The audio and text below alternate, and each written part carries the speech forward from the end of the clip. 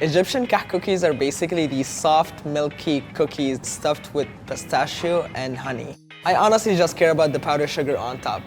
Hi, I'm Amro Helmi, and today I'm going to show you how to make the Egyptian Kahk cookies. In order to make the perfect kahk, you have to have yeast, flour, and cinnamon. It doesn't involve a lot of sugar in it, so I think cinnamon is the secret flavor that makes it special.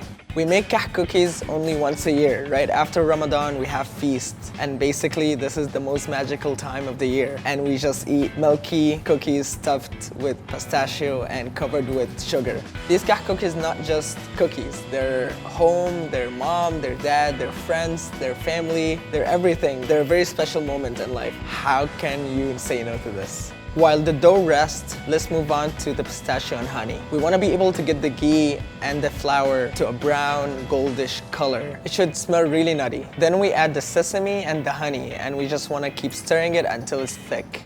These cookies are very important to me because my mom lives in Cairo right now. I haven't seen her in 6 years. They remind me of a lot of things that I haven't experienced in a while. I haven't experienced home, I haven't seen my mom, I haven't hugged my mom in a while, so I feel like this means a lot. I feel like these cookies are going to send me back home.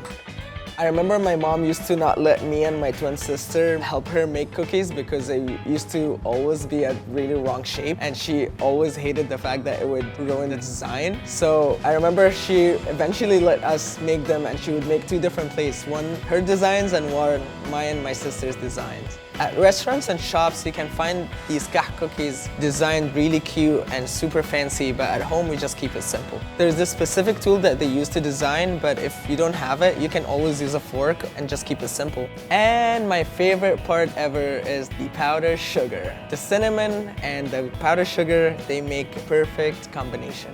My favorite way of eating cookie is with tea. English breakfast tea works, green tea works, coffee works, but for me it's tea. You take a bite, you take a sip. This is exactly how my mom does it. Oh, yes!